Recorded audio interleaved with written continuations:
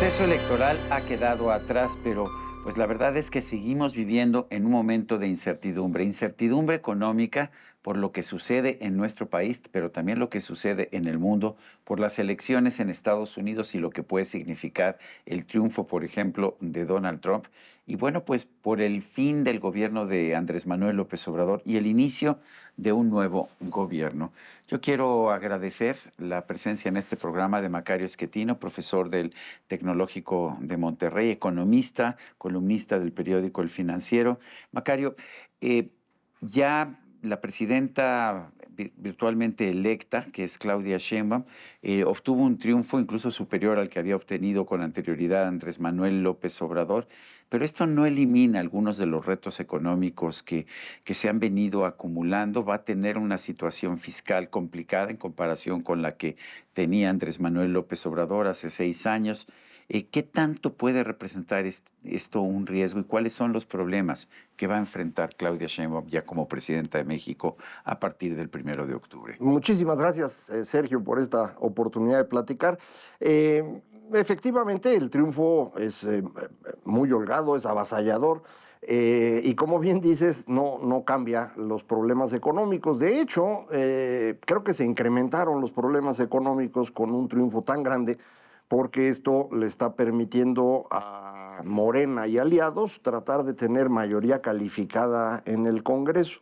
Y esto les permitiría modificar pues prácticamente todas las leyes, la Constitución, y esto fue aprovechado de inmediato por el presidente saliente, Andrés Manuel López Obrador, para impulsar las reformas que a él le parecen convenientes, las que anunció el 5 de febrero, y la primera de ellas pues es modificar el Poder Judicial. Esto ha generado nerviosismo en los Exactamente, mercados, ese ¿no? es el problema nuevo. Ya traíamos los otros que ahorita platicamos, pero ese es un problema nuevo.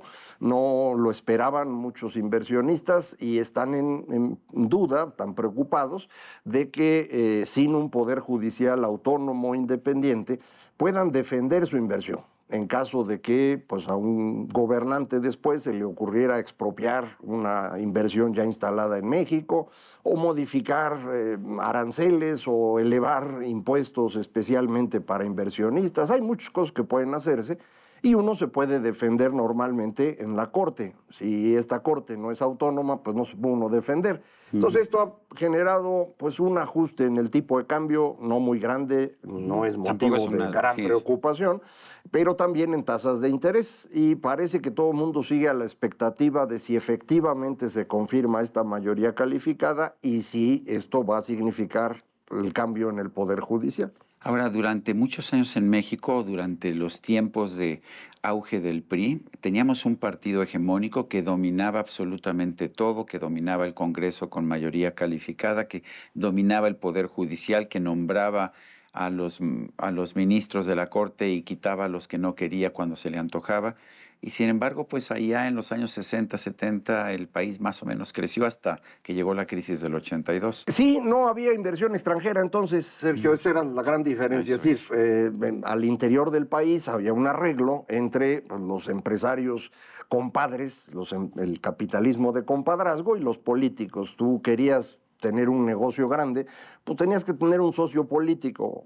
Eso empieza con Miguel Alemán, pero se mantiene durante todo el tiempo del PRI y permitía pues una economía razonablemente buena para una cantidad de mexicanos que no se compara con los que hay hoy. De hecho, pues cuando en los 80 esto se viene abajo, una parte grande de los mexicanos tuvo que moverse a vivir a Estados Unidos porque aquí ya no había espacio, no nos alcanzaba el dinero, y otra parte se movió a la informalidad. Desde entonces traemos estas tres economías distintas, la formal, la informal y la de los mexicanos en el exterior. ¿Te preocupa que pudiera haber una crisis en los próximos años o en realidad va a ser relativamente fácil para Claudia Sheinbaum surcar por estas aguas No, turbulentas? yo creo que vamos a tener una crisis. Lo que acaba de ocurrir es muy similar a lo que pasó con Echeverría, con López Portillo y con Carlos Salinas de Gortari. En esos tres gobiernos, durante 4 años, se impulsó la economía de manera artificial. para pues, que las cosas parecieran bien. En tiempos de Echeverría y López Portillo no importaba tanto porque el PRI ganaba todas las elecciones. Pero aún así, pues, durante 4 años con Luis Echeverría se impulsó el consumo en exceso, en 76 hubo crisis. Pasa lo mismo con López Portillo de 77 a 81, en 82 hay crisis. Y con Carlos Salinas ocurre por última vez un exceso de consumo de la población, promovido desde el gobierno con un dólar barato, pues nos da una crisis en 94, 95 que fue pues muy seria. Hoy ocurre lo mismo, llevamos 3 años de un crecimiento en el consumo que es excesivo, que explica en buena medida el triunfo de Claudia Sheinbaum, en mi opinión. La gente está bien contenta, bueno, está razonablemente contenta, y pues la oferta de cambiar ahorita no les llamó la atención, y yo creo que se explica en buena medida por eso. Ahora, la gente está razonable, contenta. Hemos tenido los últimos 2 años tasas de crecimiento razonables, a ver, 2021, 2022, 2023.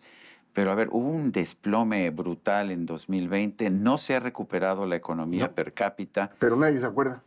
Nadie se acuerda. La pandemia sirvió para hacer un borrón y cuenta nueva en la mente de las personas. A pesar de que hubo más de un exceso de muertes de más de 800,000 personas. Y 300,000 atribuibles a la mala estrategia del gobierno, y la gente no lo registró así. ¿A qué se debe ese encanto que tiene López Obrador que puede darle la vuelta a cualquier problema? ¿De dónde surge ese teflón que tiene el presidente de la República? Para mí la respuesta es muy simple. Es, como decían en los tiempos de mi abuelita, es un sinvergüenza. Es una persona capaz de mentir sin que se le mueva un músculo de la cara, y eso ha hecho durante todos los días en sus conferencias matutinas. Luis Estrada ha medido esto, más de 100 mentiras al día, sin preocupación. Acaba de decir que se ha invertido muchísimo en el sector salud y que en septiembre esto va a ser Dinamarca. Una cosa que todos sabemos que es falsa. Pero él sabe que es falsa. La ha venido prometiendo desde el 2018. Y no le preocupa, y no le preocupa. Y no le cuesta porque la gente no tiene muchas fuentes de información, escucha nada más eso.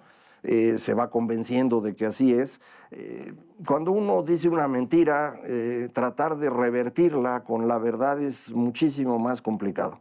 Las mentiras venden muy fácil. ¿Qué tan importantes han sido los programas sociales que ha entregado pues a alrededor del 50%, quizás más de la población, el presidente? Y yo creo que nadie sabe con certeza, Sergio. Muchas personas creen que esto fue muy importante en la elección.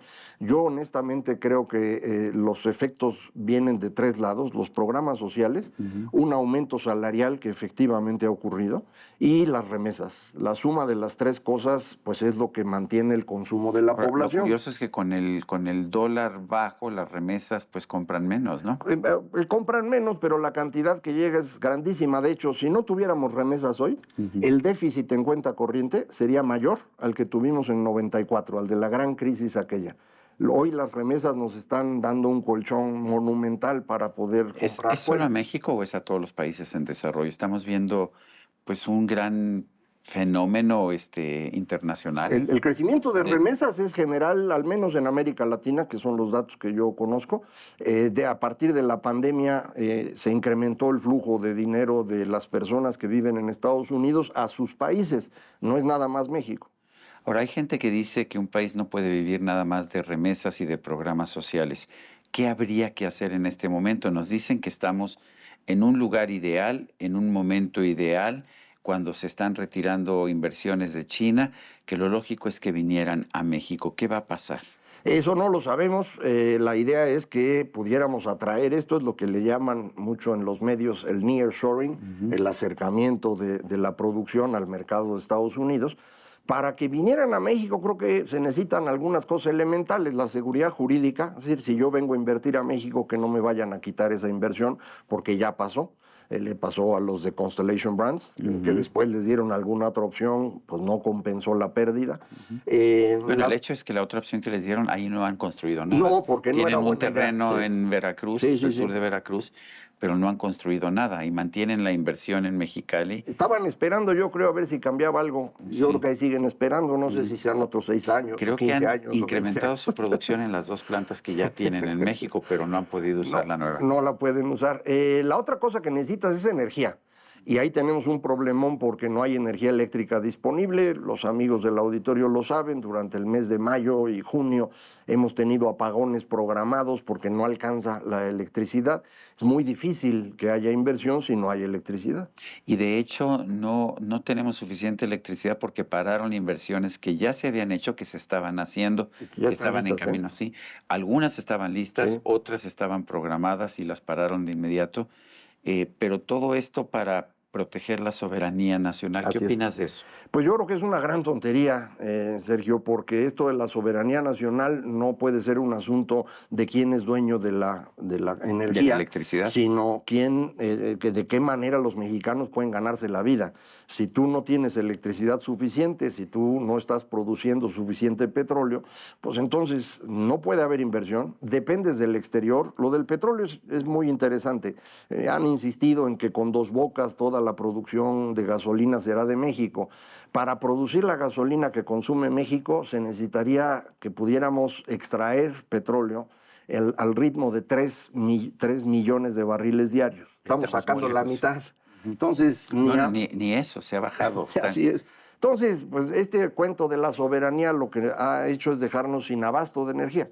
Y sin energía no puede haber inversión y sin inversión no hay manera que los empleos se mantengan. A mí me preocupa que esta obligación que construyó López Obrador de ir subiendo ingreso a la persona vía salario mínimo sea en realidad una bomba de tiempo, que muchas empresas aguantaron los aumentos pensando que el mercado iba a soportarlos y que esto no esté ocurriendo.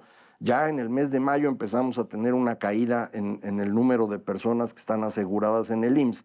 Yo espero que esto sea nada más una cosa sencillita y no pase De más. fin de sexenio, que siempre tenemos una caída a fin de sexenio. Pero después de las elecciones. Sí. O sea, tendríamos que ver qué ocurre en ese sentido. Así es. ¿Cómo cambia el panorama de México dependiendo de quién gane la elección de Estados Unidos? Yo creo que la diferencia es muy grande. Si llega a ganar Donald Trump, creo que el mundo entero está en problemas, no nada más México. Pero para México la amenaza inmediata es esta insistencia que ha tenido Trump de que va a expulsar a 1 millón de migrantes en los primeros días de su mandato. Cuando alguien decide una cosa así, primero es absurdo, no puedes hacerlo, operativamente no se puede, pero la amenaza que eso significa para muchísimas personas puede ser muy seria y puede generarnos un conflicto en la frontera extraordinario. ¿Tú ves que Claudia Sheinbaum pueda ser una presidenta que asuma cabalmente sus responsabilidades con independencia? Pues no lo sé, porque el poder lo tiene López Obrador, Hasta este momento. no el presidente. O sea, lo confundimos ahorita porque López es el presidente, pero el poder lo concentró él. Quien nombró a los diputados, senadores y gobernadores fue él. El núcleo de Morena es él. Claudia Sheinbaum lo único que tiene, que en otros momentos uno diría es más que suficiente, es la administración pública. Pero hoy la administración pública en México está destruida por las políticas de austeridad de López Obrador. Lo que queda es ver quién va a ser el secretario de la Defensa. Esa va a ser la decisión más importante. ¿Por qué? Porque si el secretario de la Defensa también es gente de López Obrador, entonces Claudia Sheinbaum no va a tener nada para gobernar. Bueno, pues yo quiero agradecerte, como siempre, Macario Esquetino, profesor del TEC de Monterrey durante muchos años, columnista del periódico El Financiero. Siempre es muy grato conversar contigo. Gracias, Sergio, igualmente. Gracias. Y a usted, amigo, que al vernos y escucharnos hace posible este programa, se lo agradezco también. Esto es todo por hoy, pero no se le olvide. Nos vemos la próxima.